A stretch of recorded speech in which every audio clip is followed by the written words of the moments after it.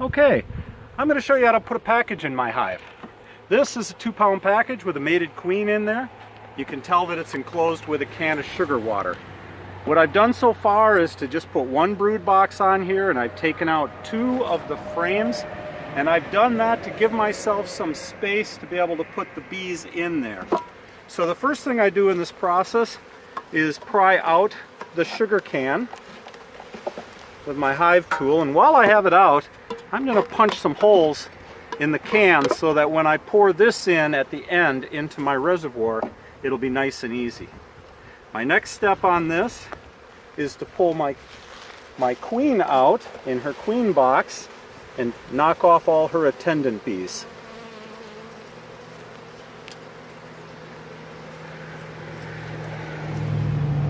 Nice healthy looking queen. She always crawls upward in her box, so when she crawls to the top here, I'm just going to roll that little cork out and put my finger over it.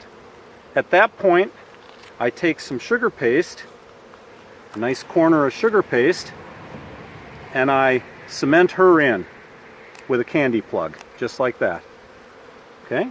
I'm going to put her in here. I'm going to pinch her in a couple of these, probably 1 or 2 in, with the screen down, which is important because then they can keep feeding her, and pinch it in like that and close it up. Now we're ready to add bees. First off, I'm going to dump a few bees right on her, okay, to get her going. And then the rest are just going to go in the bottom. Most of them just kind of come out right away out of the package. But since I got a lot of packages to do, I'm just going to do this a little rough and knock the rest of them out just like that. Okay? At this point, I put the frames back in. 1, 2,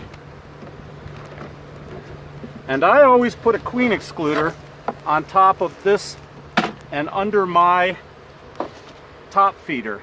I do that because they often make burr comb up in the center of this thing, and I don't want the queen going up there and laying eggs in the burr comb. Furthermore, you don't know where the queen is. Okay,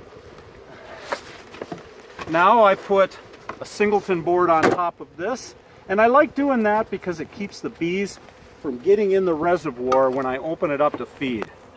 I'll pour the last of the sugar water from transit in here and put my lid on, and at that point I would normally put a rock on, but I'm going to come through and fill these reservoirs out of a bigger container once I'm done putting all my packages in. And that is how I put in a 2-pound package. And you've got the reducer bar on the smallest hole. It makes it a lot easier for the bees to guard their hive until they get sufficient numbers to make it a little easier. Furthermore, I set this up so that the hive has a slight forward slant so that any moisture that gets in the hive will roll right out the front. And I also try to make it kind of level. So I have leveled this on the ground, and I also have it sitting off the ground on this nice ground pad here. It keeps the bottom board from rotting out, and that is my setup. I will leave this alone for 5-6 days before I open it up to see if the queen is doing well. I let them get used to the hive.